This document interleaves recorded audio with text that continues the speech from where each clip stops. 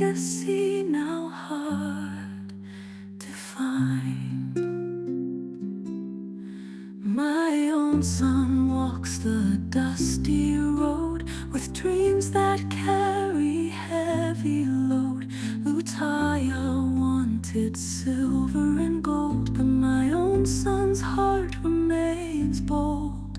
My own son, my own son, you'll shine in the darkness, strength you will find. My own son, my... Hello, Madam Pounds. Jebala kwenyewo. Kakati mbadde wakujjeeyo naye oyinza okuba oyina byogize. Mbadde nsaba katono nnyo oyiteko wano mu ofiisi yange katono nsonyiwa mukama wange okusitula. Okay. Aja kamusitusa wano njogera bwogezi. Wano njogera bwogezi. Ogenda kumulaba. Oyo ate akola byonna ebisoboka okunfuna. Nnyo. Wano njogera bwogezi. Musa. Wanji. Hello. Hello. Madam Pounds.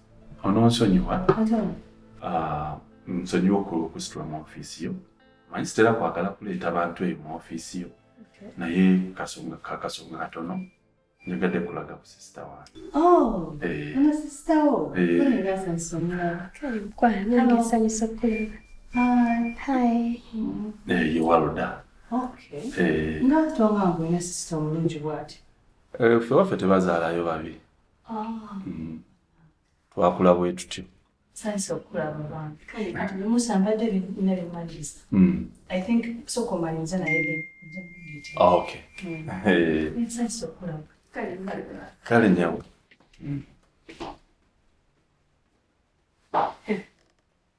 Wamuleeba? Ngabo mwita buludde. Oyo musuza atunula. Kati kankubire kaliisi. Kaliisi ketegereze nnyo. Nkasimbeko essira. Nnyo. Hello Liz. How are you? Kakati. Liz, oli busy? Nenda sawa. Toli busy? Yes, sawa. Soko joko wano mu office yange katono. Kaasa. Kajja. Naye baba. Abantu okusinziira kye naakalaba. Abantu Bayimiridde. Tekuli atudde. Bonna ekituufu bo bonna bambi. Kwegamba singa siri nandibadde kiggwa. Mulaba omwana. Olizi? Kusumbuye ku mirimu? Kakati? Omanyi omukyalo ono angambye ayisaawo ku reception. Nangamba nti omuyisa bulungi buli wajja omulagirira bulungi. Kwagala nzija ateera. Mukulagira eddala omanyi nti ono sister wange. Bulungi mukwano. Musiibye otya Liz?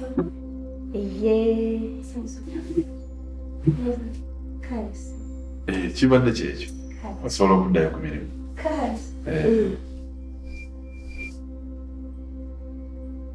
Kati ako singa mbadde wakwagala kugatta ku Nisha abokengattako.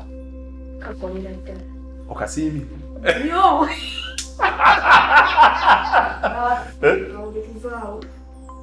Naye Nisha. Nisha muleke. Ate Nisha avuddewo. Musajja musiraamu. Okumulyamu olugwe. Omwana ono akolera ddala ne Nisha ne bwamulabako. Tayinza kukunyega yadde ekigambo n'ekimu. Amanya nti otaddewo omuntu. nja kutunula mu mpapula ze. Mpapula ziwulire muddala. Sweeta no senga. Senga. Olabise bulungi muwala wange. Anti gwe wanteekateeka. Munnange no senga. Ekyenkomezaawo kwe kuddamu okuyitiramu ku nsonga zange ziri. Bannange senga omusajja ng'akalubye. Omusajja mugumu ebitenkanika. Ayinza okuba nga yakkiriza okukola kiri nti olw'okuba mukyala we ye yamusaba. Naye amazima gali nti omusajja talumikako. Wenzijjidde neewuwo nga binsobedde nga nzize onnyambeko ndabe bwe nkigatta. Bwebwe obuzibu abawala abamu bwe mukola ne mulowooza nti kye mukola kye kituufu naye nga muli mu nsobi. Kaakati tugenda kukyusaamu. Senga. Omusajja mukwata wava enseko. Weewatya senga. Kaakati weekoze ekyekyo Senga. ne wekitasaana mu njogera mu ntambula ebikolwa byonna janjawaza. Oyo omusajja tasobola kutubema. Kale byonna mbadde mbikola naye ensonga y'ekyejo eyo ebadde ennafu. Naye ko ngambye senga ndakwongeramu amaanyi. Togezaako bugeza. Omanyi mwe temwagala kukkiriza. Tokimanyi nti okukkiriza kwe kukuwonya. Togezaako bugeza. Kolera ddala.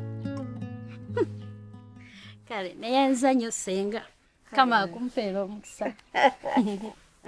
Otegedde. Kale senga kanzireyo nkolere ddala. Ekyo kyennyini. Kyongambye.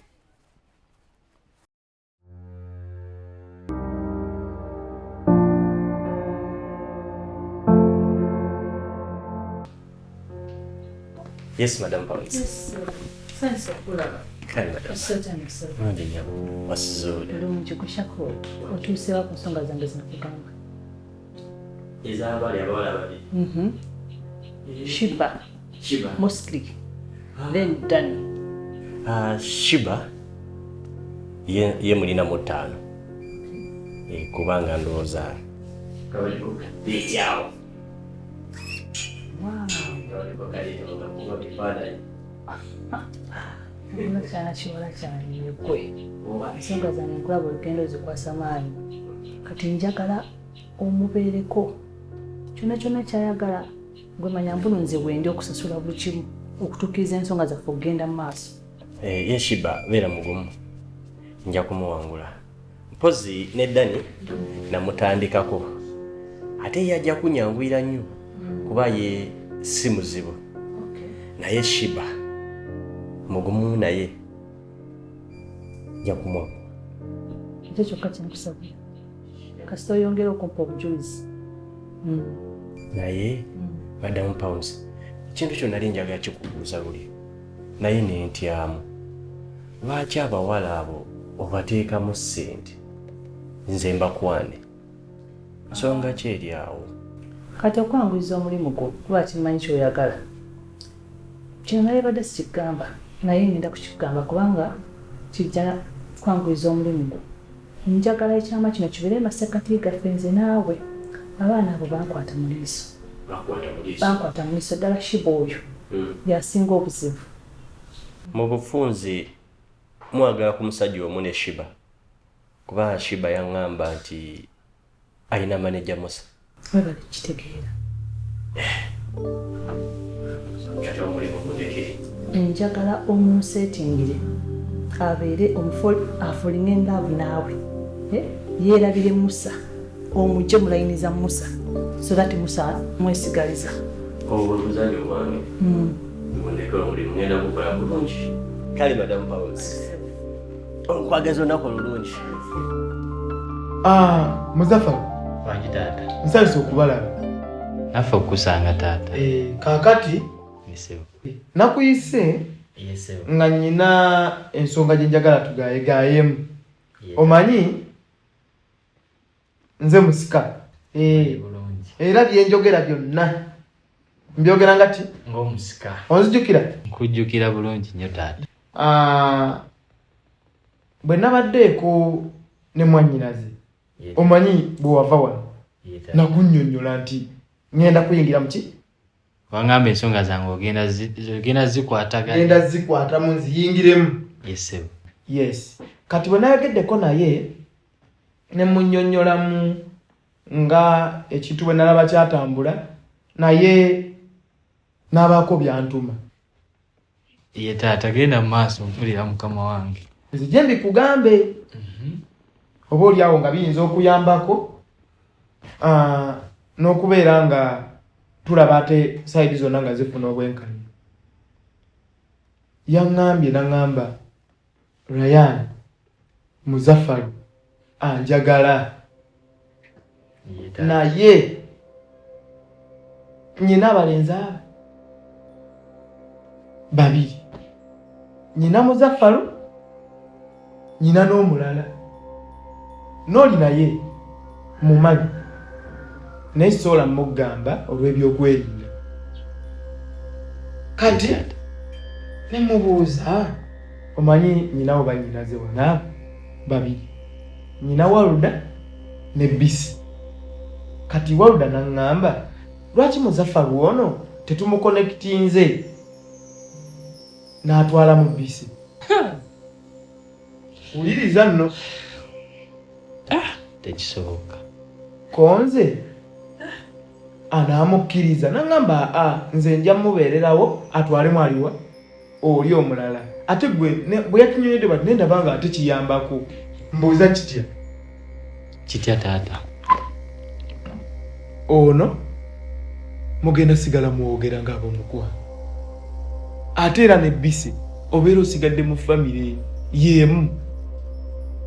Sayidi endala nendaba nga omuntu okubanga abadde obaoliawo alina obulumi bwakulabamu n'agamba sijja leka Muzaffaru kulumwa kamuzze na wano bbali nze ndaba naaba akubeereddewo.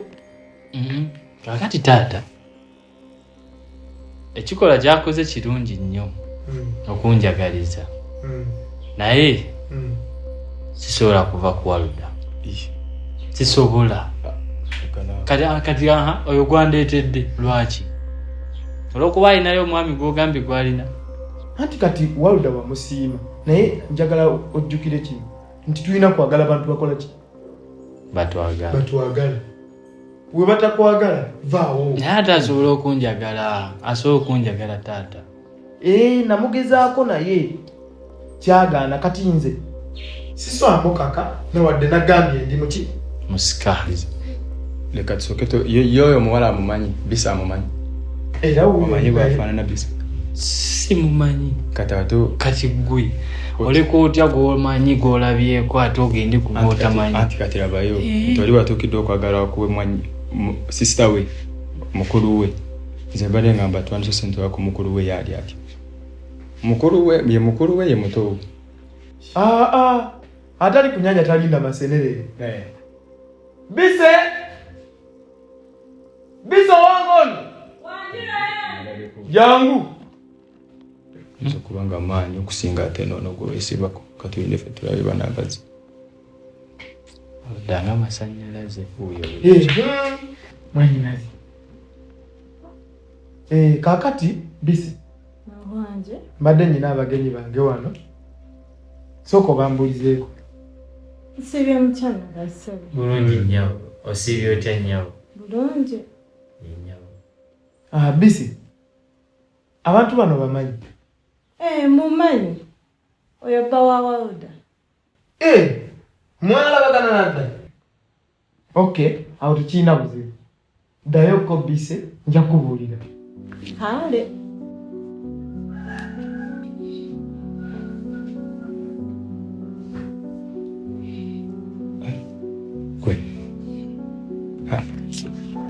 Mzee, fecha tubaye tusaba. Ono nze ngena kumnyonyola agenda kitegeera. Nze nkakasa. Agenda kitegeera olwo. Gwena bibeeramu. Omwana ono kiswa ate yasinga n'osinga nze. Waluda gwenjogerako omumanyi bulungi. N'ate ono ndabe yasinga. Anti zino ensonga za mutima. Omutima gwasiima Waluda. Anti benzo kwangu wamusiima kituufu. Ne katate n'ono wuno yakwagala simanyi. Gwe kikyolabye ekikusikiriza ennyo ekyamaanyi. Akaakaana engeri gyekaze mu ndowooza okalabye. Sayizi kyekyo haiti kyekyo ndowooza ne figa ogirabye ate omwana oyo bw'otamutooka ekante naawe beera sirias buli kimu nkirabye naye nze nasiima Waluda. tokatonyumya Waluda. Nasiima Waluda. Simanyi Waluda kyeyakola omwana ate muzeeyi nekyabadde nsaba twali tusaba akadde muzeeyi tuweemu akadde katono nnyo nze nongenda munnyonnyola kimanyi agenda kitegeera nokyali wange. Shakulu Wali mukama wange. nkulaba emirimu ogikwasaganya gyebali Ngezaako kalisibala gye bali. kale naye ennaku zino muli biki ne Madam Pounds nga balaba temuteŋŋana. Oha, Madam Pounds mirimu gye gitugatta teri kirala. Yes. Kubanga sandyagadde obeeko by'otomera kino nkikubuliranga gwe oli musajja munnange. Madam Pounds takusuula mu nsobi. Lwansonga nti alina gwe yakasuula mu nsobi wano era kati akyejjusa. So n'olw'ensonga eyo sandyagadde naawe ogendere mu ttuluba eryo. Naye nze mirimu gye gitugatta. Mirimu? Kina gy'okola nkimanyi. Awo kirungi ekyo. Ate mukazi wo Begemu mukyala wange. Oyo twakwanya munnange. Wetubeera wano simumanyi tamanyi. Ebyalavu bibeera byewaka. Onyumiddwa ofiisi eno. Gwe guno mulimu gunyumidde guleke nakuleka. Kwegamba ife abasookawo gwe atanaweza yadde n'omwezi kyemanyi tegunnawera oba gwaweze manyi mbadde bize ennaku zino naye onyumiddwa ekintu kino baaba. Kyolina okumanya ndooza nali nalwawo n'okugufuna kubanga guno gunyumidde. Naye obadde wewubanga wano kubanga ndooza wali ogamba nnyingirawo ddi awo nga laavu. naye obadala mutuufu gwe ne mukazi omulimu mbeera mungi nga oli ku mirimu nga toli ku nsonga za Madam Pounds nti kukyankalanya kusuula mu nsobi sikulinaako buzibu. Okakasa kola mirimu gyo. gye mirimu tulikiriya. Kale muganda wange tunaddamu. Kale Good morning, Shiba. Good morning, Madam Pounds. I hope you're okay. Yeah, So the fact that I've been working with you for a long time, I'm going to consider this. Sigenda kusala musaala, sigenda kugoba ku mulimu. Naye sigala ng'okola nga obadde okola buli lunaku. Naye kye ngenda okusaba kintu eki, weesonyiwe Musa. Jja erinnya lya Musa mu kamwako. Bw'onaategeera ensonga ezo, ojja kuba nga weewangulidde omulimu gwo ogw'okusigala ng'okola wano. Ojja kuba sikulinaako buzibu. neyanzanye mukama wange okunsonyiwa, neyanzanye neyanzeege. Naye ekintu kyonsabye nga kinene nnyo. Kisinga ne zino fines z'otukuba bulijjo.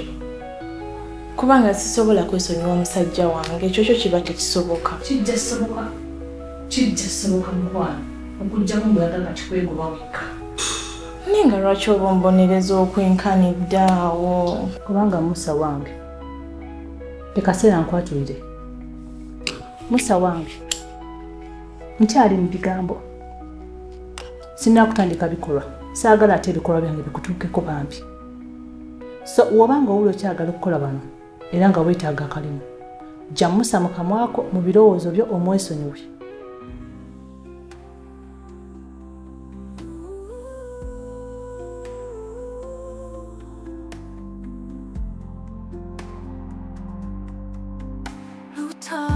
Took what wasn't his to take, left us with nothing but hearts that ache. My own son's spirit won't betray. In his eyes the dawn